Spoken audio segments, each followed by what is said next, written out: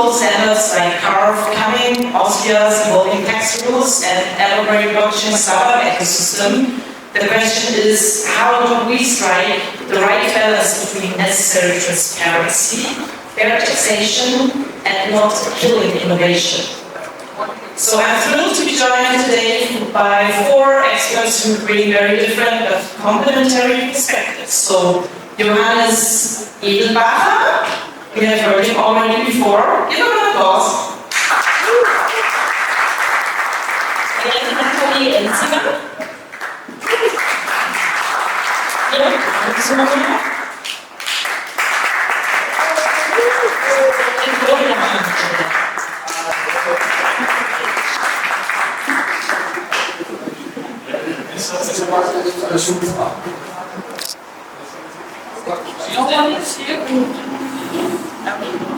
Actually, I would love to run away right now. But, yeah. So,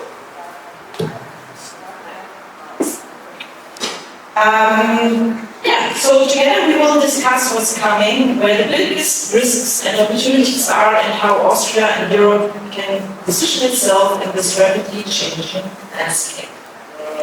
So I would actually have the first question for Natalie. So Natalie, where do you see the main challenges in Austria's current crypto tax regime, and what improvements would you suggest?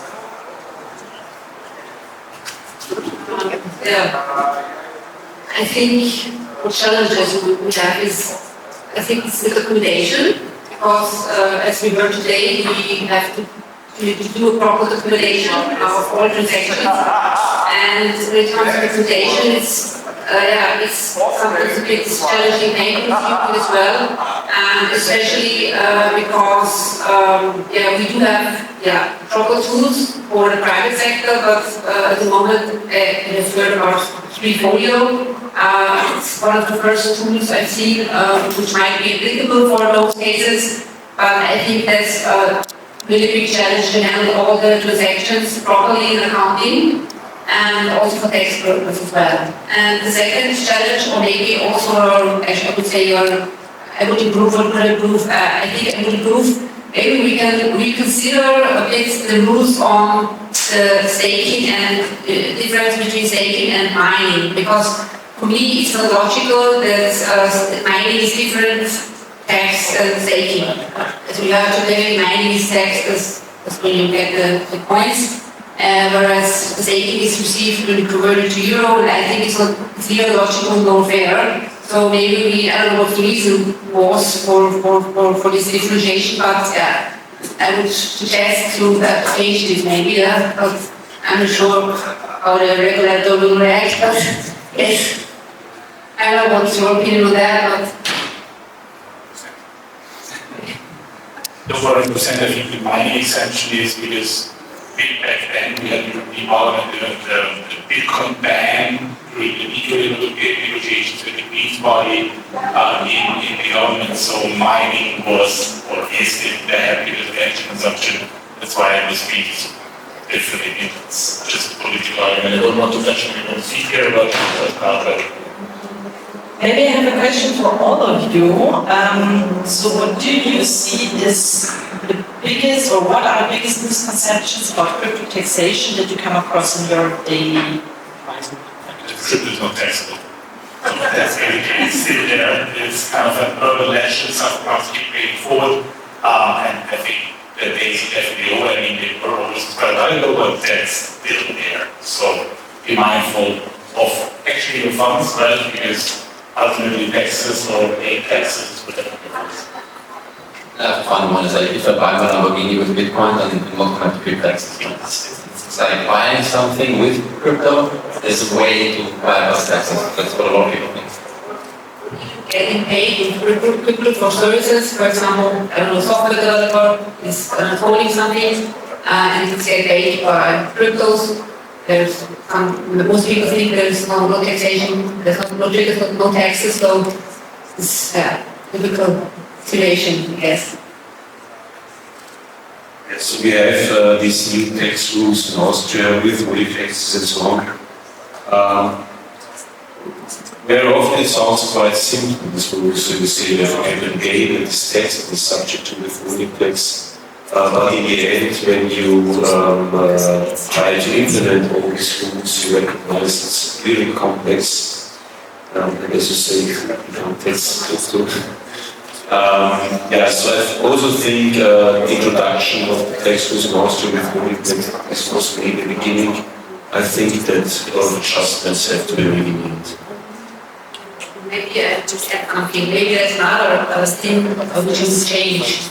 I think it's also, how to say, you have to think of the calculation of the acquisition cost as well. So now we have to use the average cost method, and maybe, I don't know what your opinion on that, but I think it would be great that you have an opportunity to choose whether I can take the average cost method or the FIFO method again, because FIFO is quite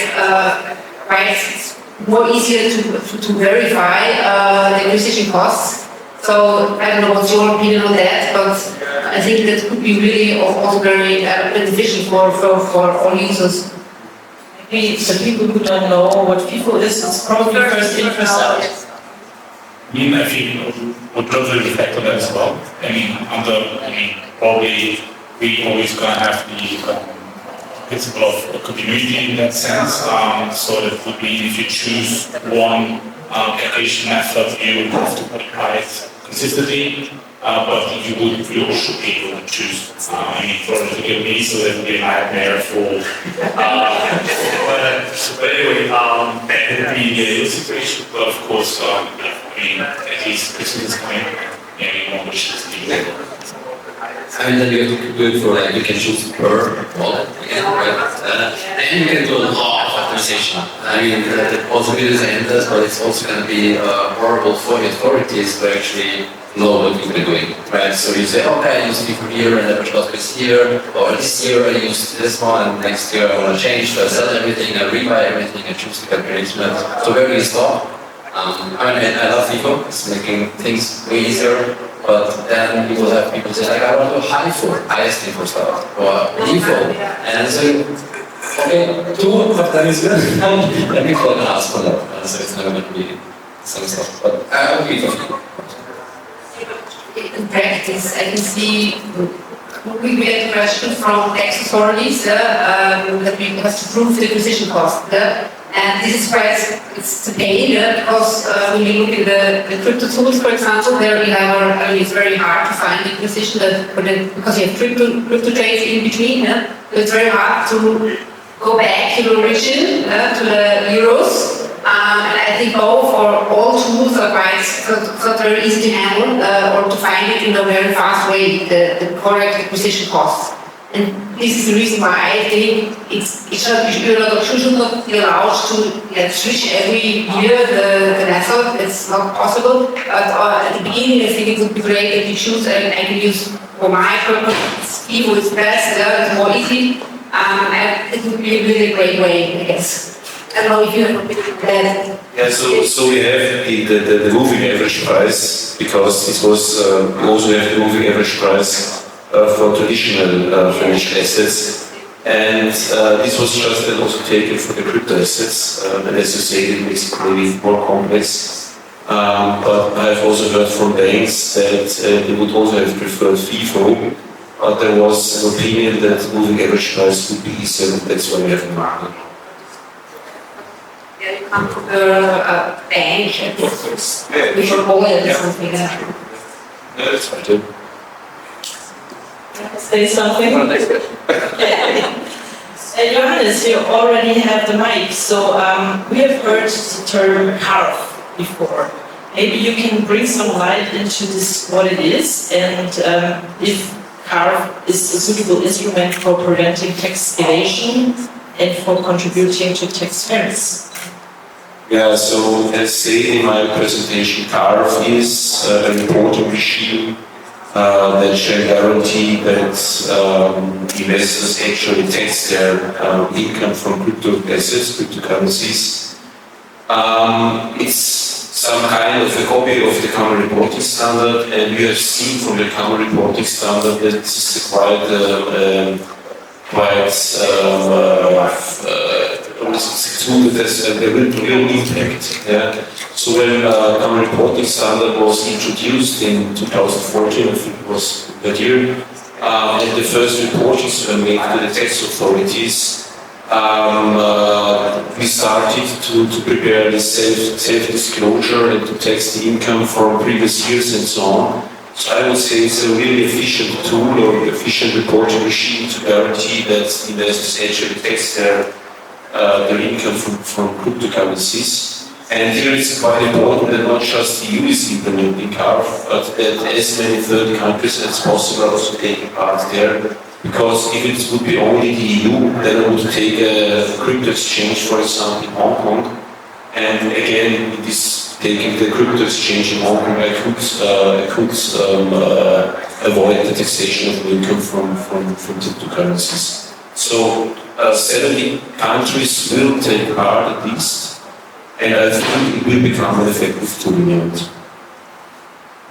So I definitely agree that it's going to foster compliance a little bit, but I think we missed a big chance here, because what they're now doing with the reporting is aggregating values. So if you're transacting 100,000 times, it's still going to be like one line. So the biggest problem that we see that users have, if you really want to do taxes, is the bad data quality of exchanges mostly, because the APIs and the CSV exports, they're just lacking data, missing data. If they had now done this in a broad sense of like, just report every transaction, it would have forced them to adhere to a standard for reporting, also on the consumer side. So now the authorities are getting the data, and they know, okay, you've been trading, but they don't know what you're doing exactly. So now again, you are going to get a letter from the authorities to make everything open, and it's not making things easier. So it's kind of foster compliance. I think you said like 10% of people do that with taxes. I think it's way less. We think like 3%.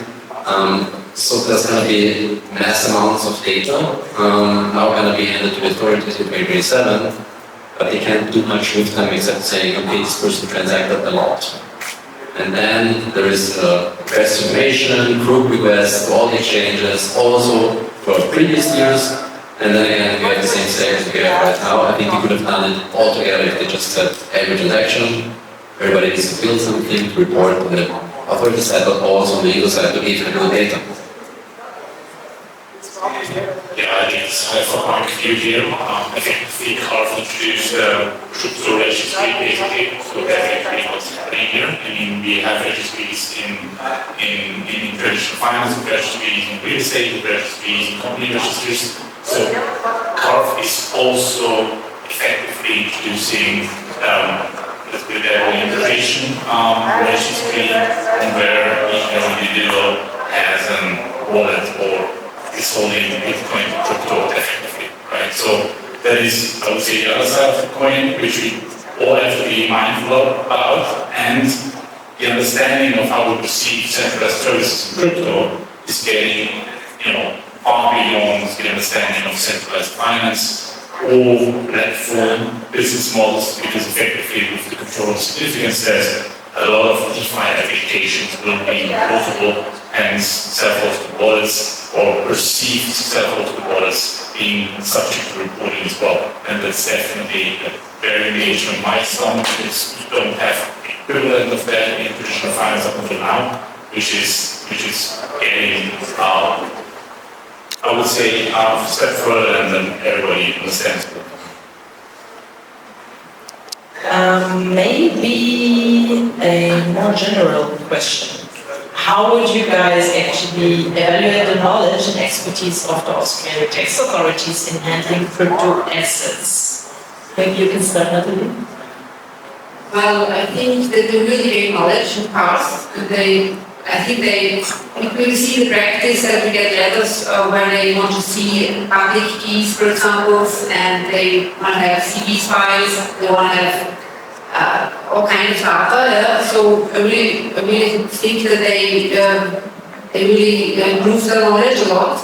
And looking forward for some audits. We haven't had so far so many audits. Sometimes we have they ask you, for example, when you declare your income, crypto income for the first time, they ask you to send you a letter and ask, maybe can you give me further details about the calculation, and you forward a tax report out of a crypto tax tool, and sometimes they are satisfied then. So I'm looking forward to some, I don't know, some more controversial audits. I don't know, but yeah, at the end of the day, I think it's really interesting to see that, yeah, also authorities, they have established knowledge, and just looking forward to that more audits coming, because for us, the enterprise, they really love to fight for my clients. So yeah, it's very exciting for that.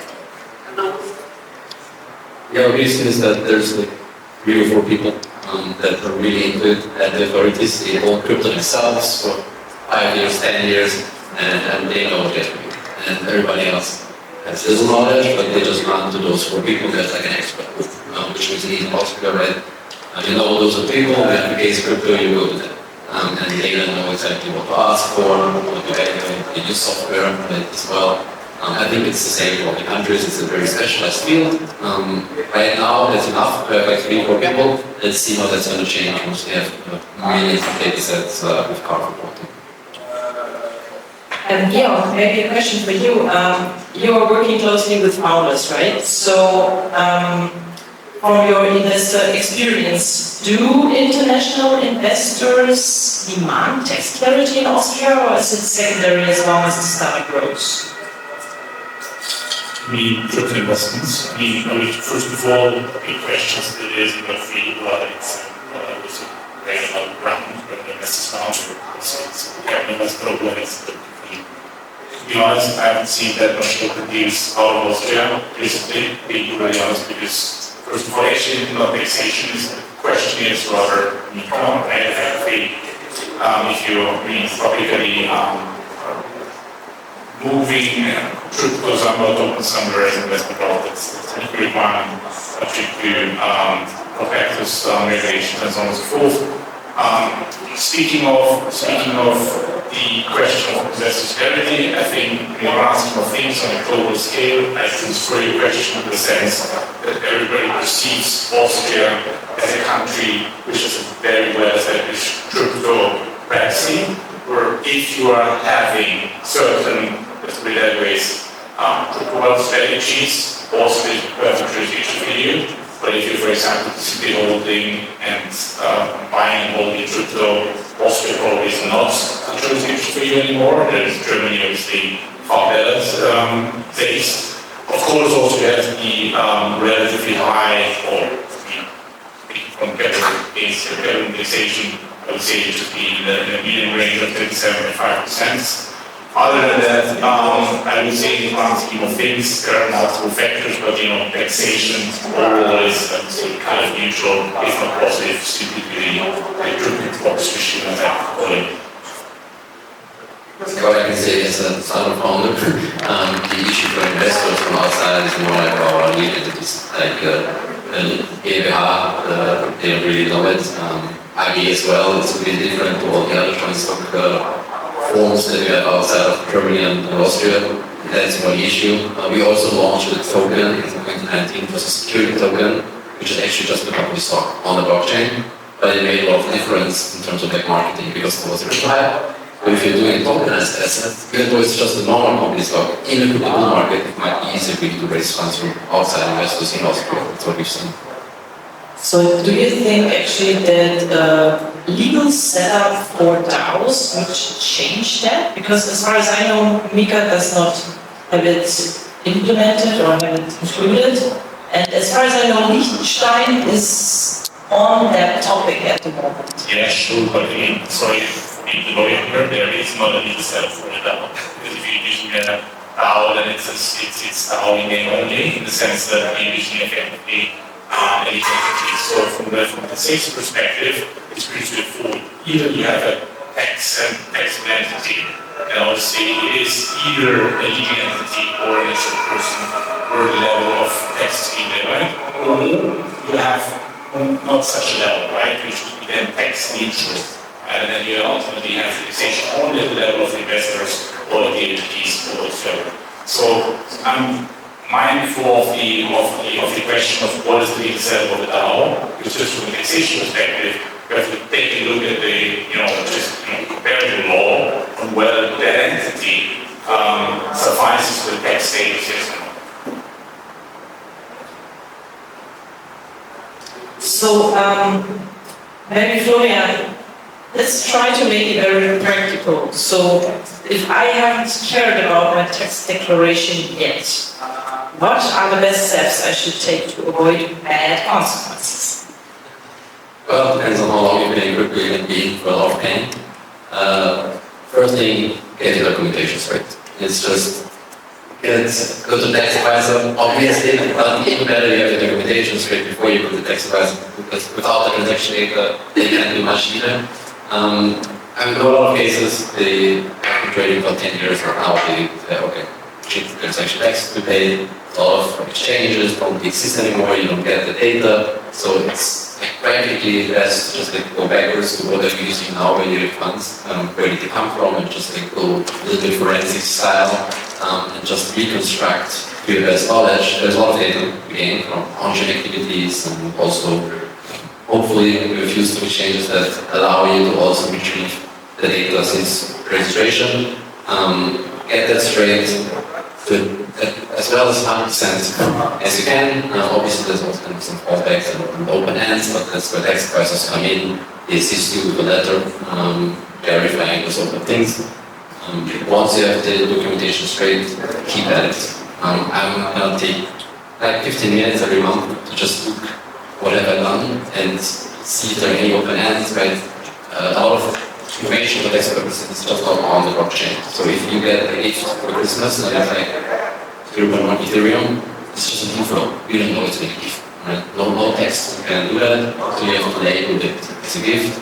Or you pay somewhere, have your receipt ready as well. If you do it on a monthly basis or a quarterly basis, it saves you so much effort. Maybe you can add something. It's important that you have the taxes in euros as well. So, of course, you can use the voluntary disclosure to avoid penalties. But in practice, we see the case. It's often that people they have all money into crypto, they're not able to pay taxes, and if you're not are able to pay tax in time, usually it's 1 month. Yeah? Then you don't have any benefit of not getting a fine. Yeah? So it should be really taken seriously that you, how should I say, try to do proper disclosure, and of course you should seek proper seek professional advice as well, because there are some requirements when it comes to disclosures. You have to have, for example, you have to mention every person which is involved and so on. So there are specific issues which we have to follow. As regards to self-disclosure, you mentioned it, you can do it to avoid any fines and penalties, but it has to be in time, it has to be made in time. So the first reporting of the CARF will be in 2027. So you have to take care that the self-disclosure is made before any information is reported to the tax authority. That's also quite an important point here. I may have a personal question. Because it is interesting for me to know about more about that. And are there any FTX victims here? Okay, that is just a question for us. So if I'm able to get some funds back, I mean obviously not the token, we have learned that, but the funds, what should I take a look at in regards to the taxation of taxes?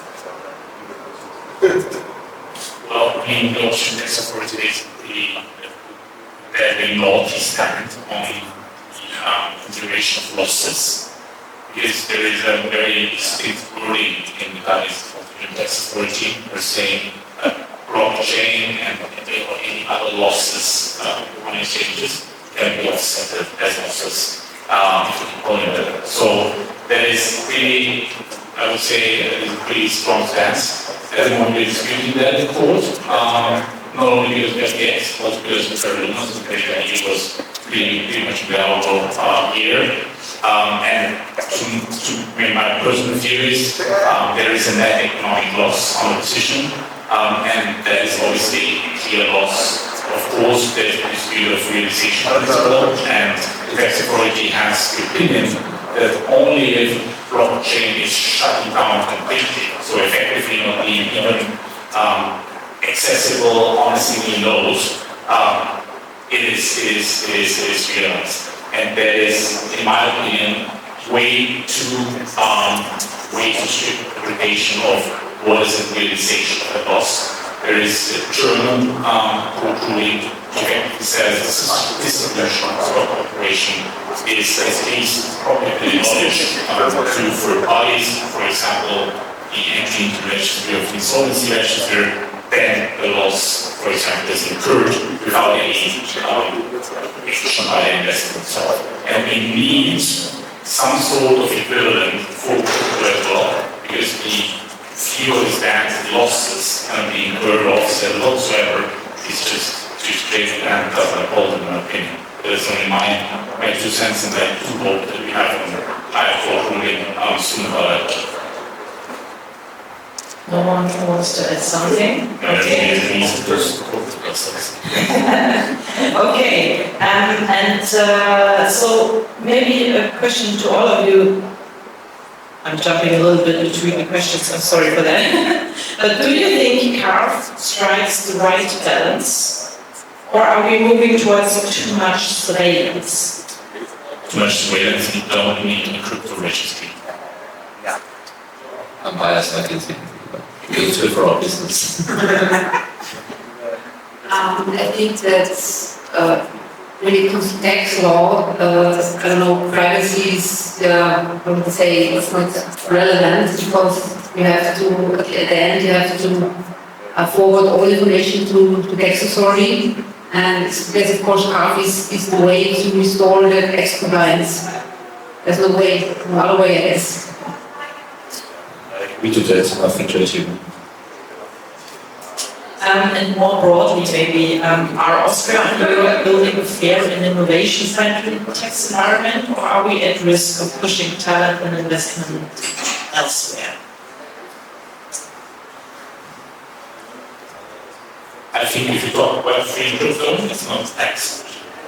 I think it's the incredible problem for innovation. I mean, we have the smallest business model now in registration process with the Federal Market Authority.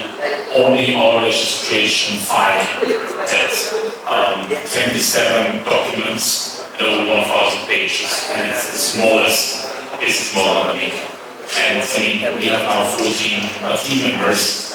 I don't know where that should be going, right? And if you look at the current list of cusps, these are all major institutions, and I don't see that much innovation whatsoever in there. So clearly, I would say it's not access being a problem in Europe with FIFO, but there's MiCA and how we apply capital market, which should be applicable to the crypto market as well, are used the principle of opportunity in a way that we keep innovation. I think we are doing a great job in marketing our tax laws. I mean, the international authorities, right? But players from overseas are now coming to Vienna as their main base. And then there is like this easy tax. We withhold it and everything's done, right? So we are the only country that is withholding taxes on crypto. And it sounds super convenient, but then they get punched in the face with how complex it actually is, because every deposit to a crypto exchange, you have to ask the very user acquisition them so that you can stay compliant correctly withholding the taxes. And I think every player that comes to Austria is super surprised by how complex and how much effort they have to put into building this technology to calculate the withholding taxes. They're doing it. I think they come and then they do MiCA, and now they're in here and they didn't think about taxes yet, and then now they get the taxes come. And it takes a lot of effort and resources on their side. And I think if they would have done sooner, they might not come to Austria, but rather go to Netherlands or Lithuania. So it's so that we market it so well, but I think it's actually not fully taxed, right? So somebody has to pay taxes for you, because the only way that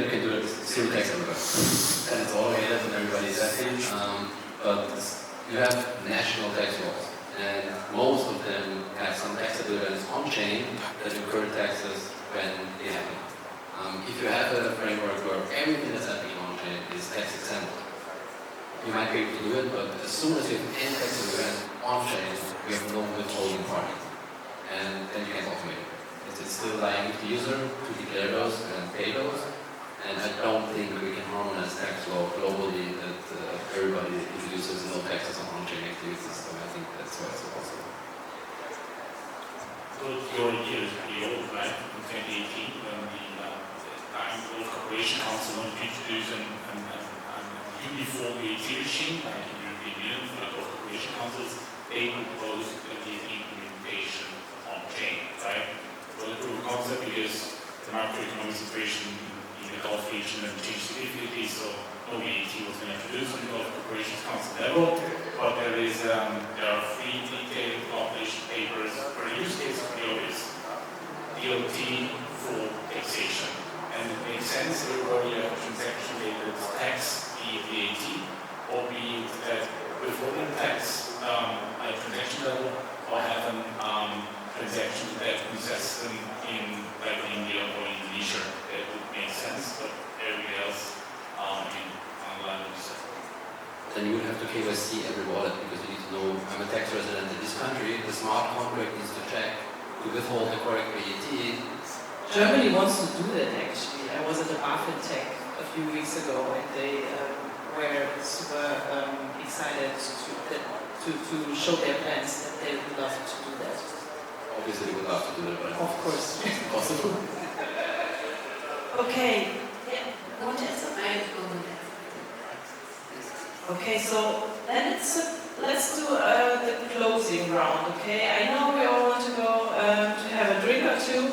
So maybe in one sentence, what's your advice to Austrian crypto investors for the next 2 years? Maybe one sentence. Florian is saying, take care of taxation. You have to check whether there's a need of voluntary disclosure for the past, and if it is, then you really should seek help from a professional advisor.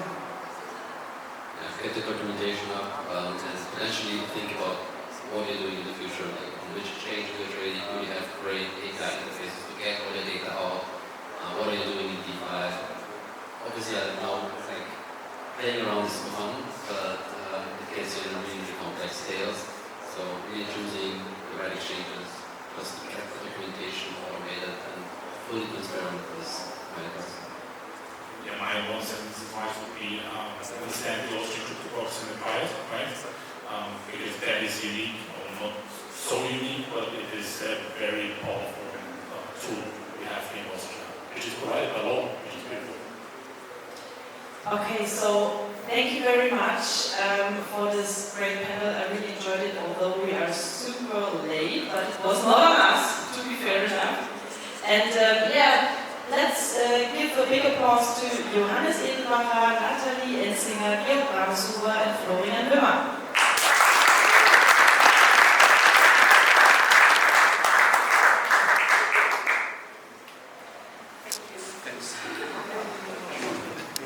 Ja, vielen Dank. Ich habe dann noch ein Geschenk für euch. Ein mega Panel. Das ist Ad Production mit rein die Gruppe. Danke, Florian. Danke dir. Großes Kino. Super top. Ja, Gratulation. Danke. Das war das grande Finale.